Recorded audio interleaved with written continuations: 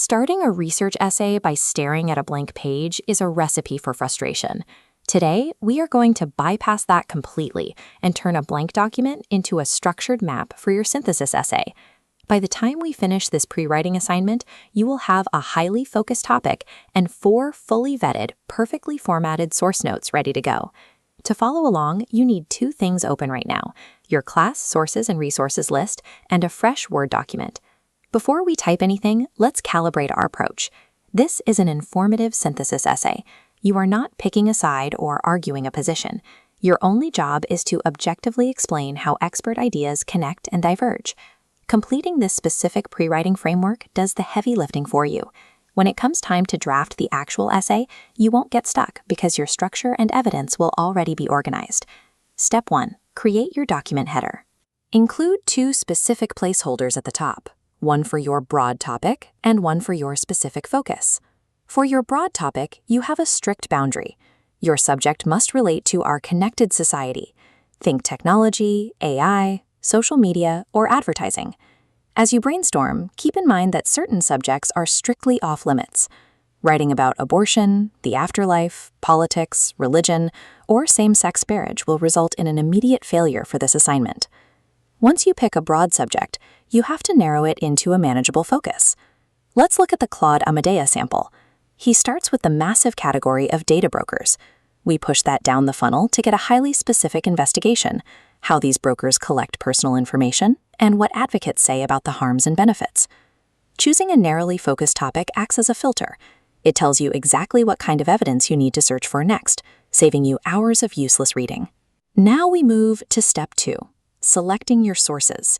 You need exactly 4 sources for this essay, no more, no less.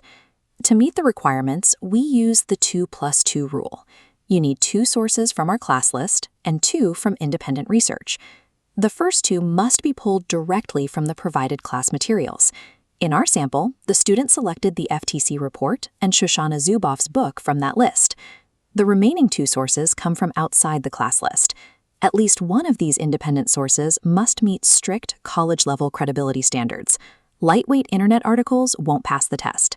Use the Get Connected tool on the library homepage to chat with a campus librarian. They can point you straight to robust peer-reviewed materials. Strictly curating these sources right now guarantees your final synthesis essay will have the academic weight required to pass. Step 3 is formatting your evidence. For each of your 4 sources, you need 3 specific subheadings: citation, credibility, and usable information. The citation section must be perfectly formatted for an MLA Works Cited page. Doing this now saves you from scrambling to format citations the night before the essay is due.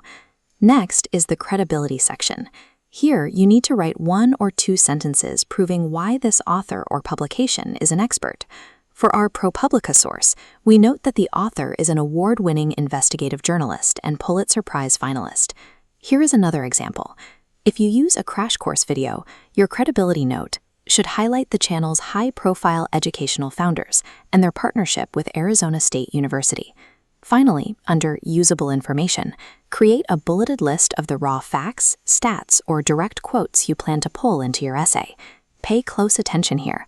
You must include parenthetical in-text citations at the end of every single bullet point. As a pro tip, add a brief initial thoughts on connections section at the very bottom of your document. Jotting down how your sources agree or disagree will kickstart your synthesis process early.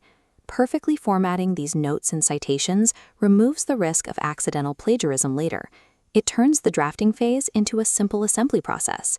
This is exactly what a fully completed pre-writing assignment looks like when it's done right: organized, thorough, and completely ready for action. Let's check the final list.